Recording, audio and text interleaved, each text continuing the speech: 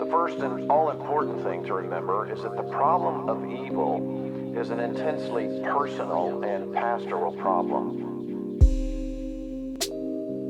We can all testify that the problem touches each and every one of us in deep, substantial, and significant ways.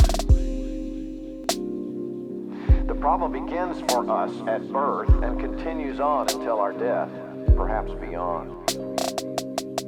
All of us have experienced suffering. In that way, all of us suffer, and our suffering can be life-dominating. It can eclipse whatever happiness might be available to us. Suffering is real, it is perpetual, and it is opposed to all that is good.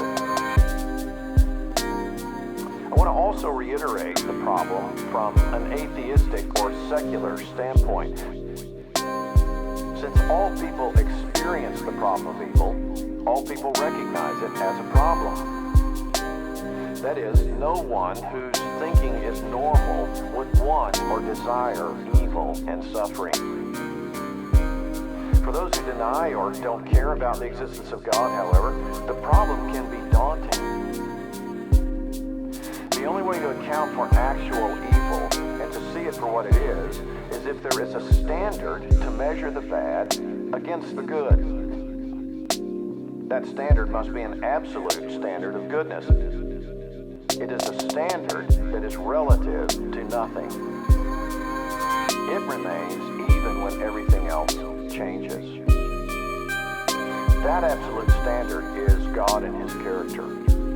When we read in Scripture about who God is and what He is like, we begin to see evil for what it is. It is anything that attacks the character of God. Death itself is an evil. It goes against the very character of God, who alone has life in Himself. To think that evil can be defined without God is an illusion. It plays off of a general consensus. It has no foundation on which to rest. But how could something as pernicious and insidious as evil work its way so universally into God's good creation? The question is why God decided to create, knowing how significantly we would ruin what He had made.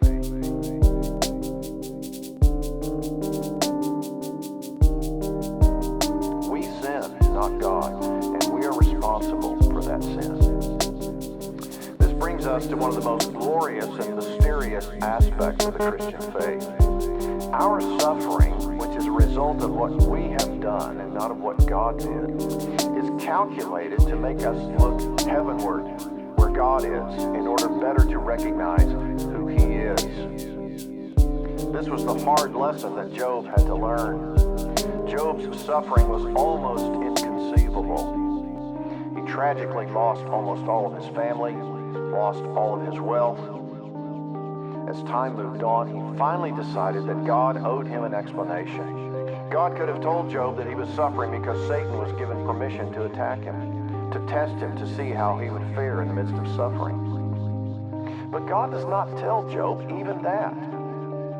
What He tells him is that he is to fix his eyes on the majesty of God, to recognize that His plans are beyond our understanding, and so to trust Him in the midst even of intense suffering. We cannot properly do that without recognizing that whatever incomprehensible reason God might have had for ordaining evil, that reason included the fact that His Son would Himself experience evil in its fullness, in order that those who trust Him would one day never have to suffer again. The question of God ordaining evil must surely include this question. Why did you ordain that your Son would suffer and face your rejection so that sinners like me could live without suffering forever? The problem of evil, as perplexing as it is for us, has its focus in the Son's agreement to suffer and be forsaken, as well as the Father's agreement to punish His perfect Son. And that truth is both infinitely mysterious and infinitely satisfying for those who want an end to suffering, because death has died in the death of Christ. Suffering will end forever for those who are united by faith to Him. and thus who are united to his eternal resurrection life. The problem of evil meets its demise at the empty tomb, as death was, once for all who trust him, defeated.